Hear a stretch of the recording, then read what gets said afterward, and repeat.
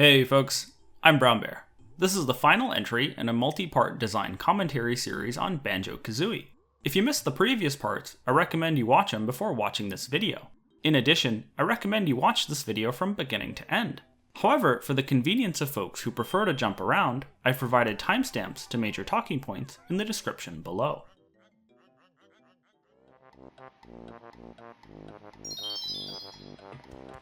Last time we unlocked Rusty Bucket Bay. The bay is easily the most complex level in the entire game. Its density is particularly impressive. Every area is stuffed with collectible items hidden away in various nooks and crannies. The overall level design is circuitous, calling for the player to move between the outer platforming ring and the central ship several times. There's strong attention to detail on each of these individual sections, perhaps because the designers knew players would be backtracking more than ever. The inner warehouse right near the start is a great example of this. The oily water creates a partial environmental hazard, urging players to move quickly. The floating boxes are unclimbable. This drives players toward the only accessible platform, which hides a monster behind the fixed camera angle. Right in the moment that the player is panicking and frantically trying to find an exit, the designers place a trap. That creates a memorable moment and engages players back into the core gameplay. Rusty Bucket Bay is filled with moments like this one. Not coincidentally, that makes it a clear frontrunner for the hardest level in the entire game. Speaking personally, I died several times on my Nintendo 64 playthrough trying to clear the bay in its entirety. That makes it a wonderful backdrop for a discussion of the musical note system. As we discussed in the first episode, Banjo's collectible items reinforce the underlying theme of exploration and adventure. The game's environments were designed to be inherently interesting and compelling to explore. Collecting items was an organic process, a side effect of completing the overall adventure. Musical notes are the best example of this design philosophy. They're sprinkled throughout the entire game, in large part because the entire game is worth exploring. I think their omnipresence contributes to the myth that collectible platformers were mere collectathons where players mindlessly drove a number on the total screen as high as it could go. To use an analogy, windows don't exist because people like looking at transparent objects. Rather, they're a means to an end, a literal window into a beautiful view. Each collectible item is a reflection of some part of the player's journey. For instance, jiggies reflect puzzle solving, while honeycombs reflect thoroughness and exploration. Musical notes act as a metaphor for the player's mechanical skill. They're rewarded purely for exploration. Players earn them simply by traversing a level in its entirety. This is interesting to think about with respect to the original design concerning world entries and exits. Since jigsaw pieces reflect finding a solution to a problem, it wouldn't make much sense to take them away from a player. Once you figured something out, you figured it out. Musical notes work differently. They're a reflection of the raw ability to execute over the course of an entire level. There's a tangible difference in mechanics between getting all 100 notes and only getting 96. Perhaps the last 4 were in a particularly tricky area. I've long gone back and forth as to which is the right approach. The original design emphasized the mechanics of musical note collection, but both of the game's successors and its remake decided against it. I can see both sides. The former makes a perfect note score a genuine achievement, one of the reasons I waited until the bay to discuss this topic. It's genuinely difficult to get all 100 notes in this level, even for a veteran like me. Take that away and the notes lose some of their meaning. By contrast, the persistent design emphasizes exploration, arguably the stronger overall theme. Forcing a player to revisit an area just for the sake of constructing an accurate score doesn't sound very good either. On balance, I come down in favor of the original design, which is why I assumed it for the purpose of this series. Clearing the bay without note persistence feels like a genuine achievement. The platforming is hard, the enemies are tough, and the environment unforgiving. It's a badge of honor that you remember long after you clear the game. The designers went out of their way not to put a burden on players. Like I mentioned last time, only a handful of the bay's notes are required to unlock the game's primary ending. On a more practical level, I think the idea of a score acts as a powerful influence in keeping the designers honest. Knowing that players would lose all of their notes upon death instills a sense of fairness into the level design. It's reminiscent of Banjo's predecessor, Donkey Kong Country. Because that game killed players in only 1 or 2 hits, the level designers had to be very careful in how they put together different areas. I think this is a big reason why Banjo never feels cheap. The designers didn't give themselves space to be careless. Players might cite the bay as a counterexample, but personally I think about it in the opposite way. In the absence of a punishing musical note system, the notorious engine room would have almost certainly been more difficult. The fact that it's as hard as it is shows that the designers were already pushing the envelope. The musical note system acted as a straitjacket, preventing things from getting out of hand. Speaking of the engine room, we've just finished it, so let's go hit some sirens. This is one of my favorite jiggies in the entire game. It underscores how rewarding it is to play banjo. Even paying attention to the small details of the art design translates into a collectible item. Ironically, it's also a good set piece for why the HD remake was the right choice for this commentary. I love the original game, but the frame rate doesn't always hold up. Before we head out, I'd like to make a few comments on the aesthetics. Like I mentioned in Gobi's Valley, Banjo excels at building levels whose aesthetic design complement the overall gameplay. The smaller sections within the ship are great examples of this. You'd expect a large ship to have a kitchen, and you'd expect a kitchen to have stoves and ovens and chefs and all the rest of it. That makes for an interesting platforming section as well, so the designers put together such an area for players to explore. Several features are handcrafted, like the art assets for the knives and the hot surfaces for players to avoid. This stuff isn't repeated later. It was built specifically for the bay because it worked well for what this level was trying to accomplish. As you can imagine, ships are complicated machines. They contain more than just engine rooms and kitchens and bedrooms. But the level designers stuck to what was both interesting to explore and compelling to platform. Presumably the original decision to explore a ship was also made in part because the environment lent itself to both criteria. My point is that level design is a lot more than just physically constructing a space. It's often defined by the decisions that were made long before any building blocks were put together. With the bay completed, we're on our way to Click Clock Wood. After completing almost the entire game, we finally get to enter a world we first glimpsed right near the very beginning.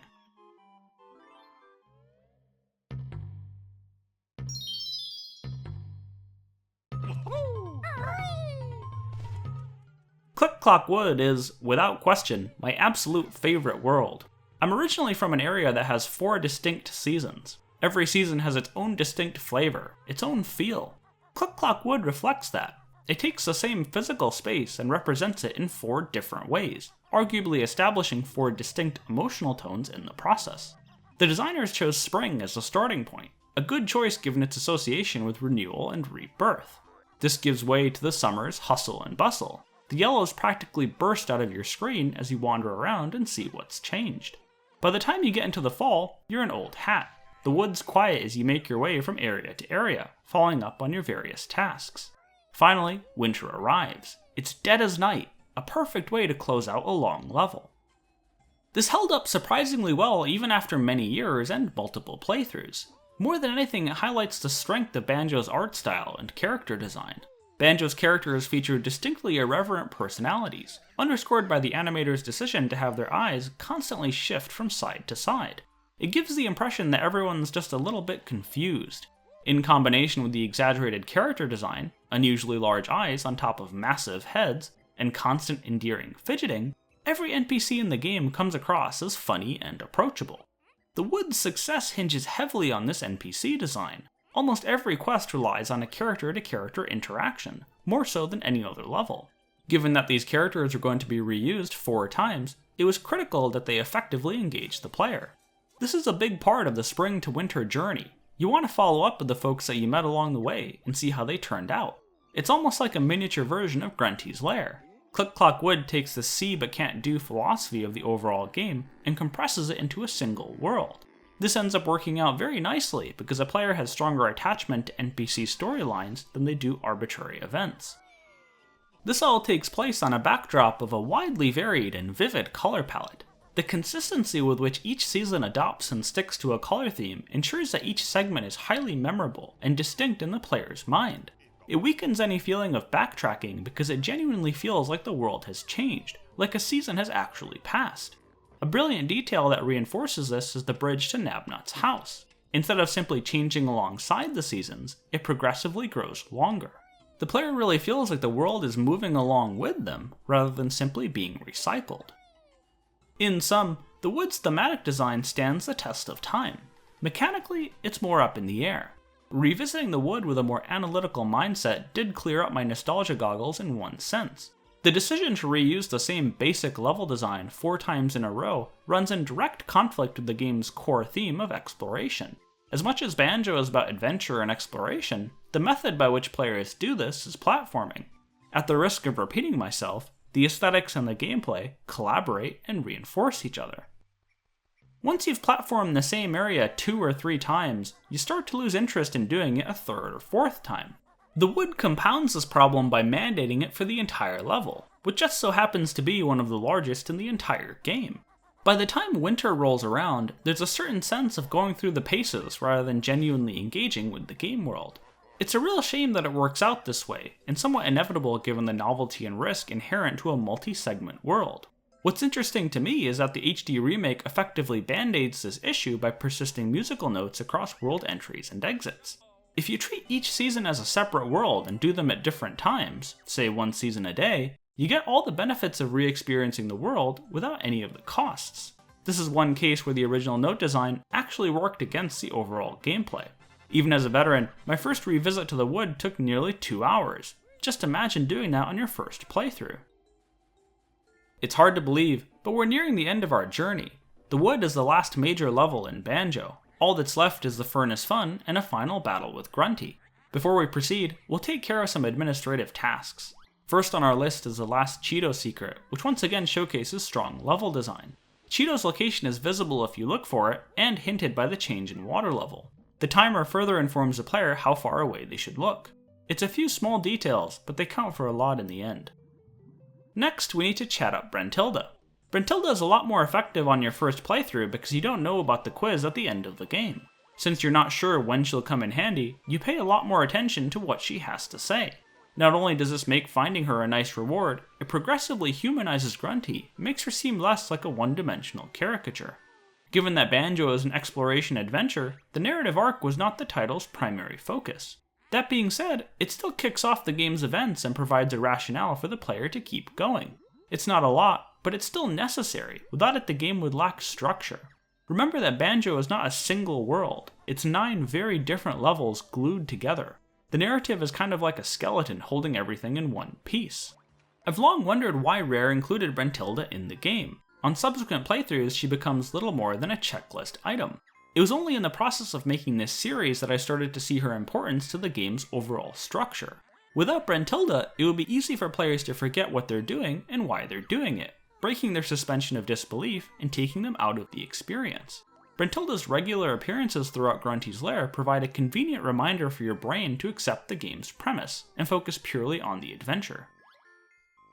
With Brentilda's answers in hand, we're ready for some Furnace fun.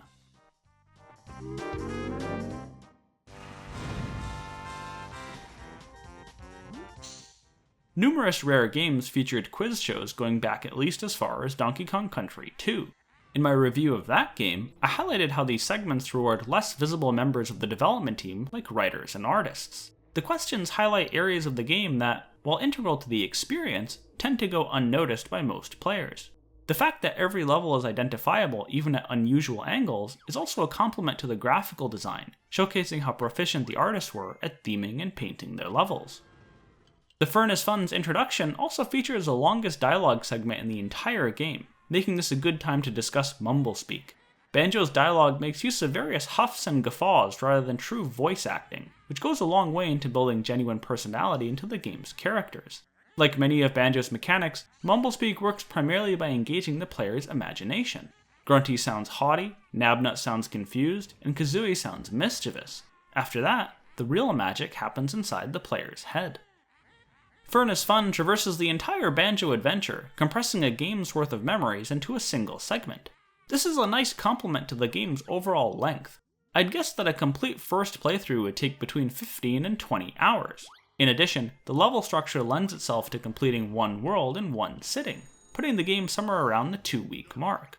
By the time players are completing this quiz, they've probably started to forget the details of the first few worlds. Furnace Fun is like a scrapbook, with each question creating the same wonderful feeling. Oh yeah, I remember that.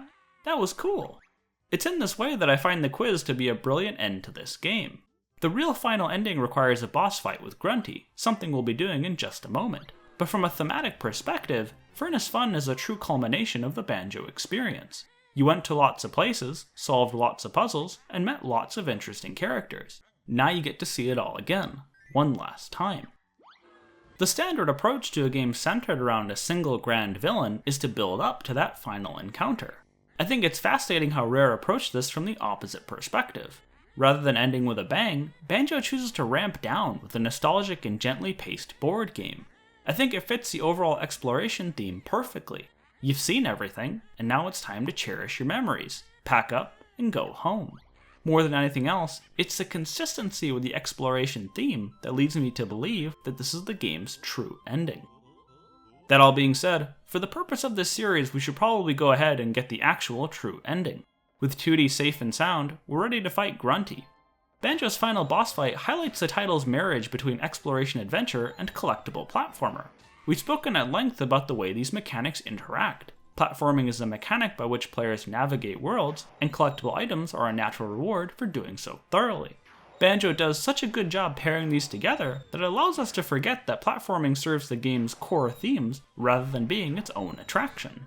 We mentioned this back in the tutorial. Banjo is not a pure platformer by any means. Platforming is a tool used by the designers to facilitate exploration and puzzle solving. It's not very good in a general purpose sense because it's very slow and plodding, almost unresponsive when compared to a game like Super Mario 64. That's a good thing when you're trying to solve a puzzle, but less helpful in a challenging boss fight. Banjo's mechanics were not designed for a big battle like this one. The generosity of the pre-fight bonuses, particularly the red honeycombs, provide a clue that even the designers recognized this prior to release. Alrighty, we've come a long way, folks. I wish I had some sort of grand spiel prepared, but after nearly 30 pages, I think I've covered everything. Banjo-Kazooie was released in 1998, but today it still stands strong as one of the best collectible platformers ever made. Each feature complements and strengthens the overall package. It's a game with a purpose, a game with a vision, a game that's trying to accomplish something. It's been almost 20 years since I first played this game, and my impression hasn't changed. It's an absolutely wonderful experience, and I look forward to playing it again sometime soon. Thanks for watching! If you enjoyed this series, I'd love it if you followed me here or on Twitter and Facebook to receive regular content updates. The relevant links are in the description below. All the best, and see you next time.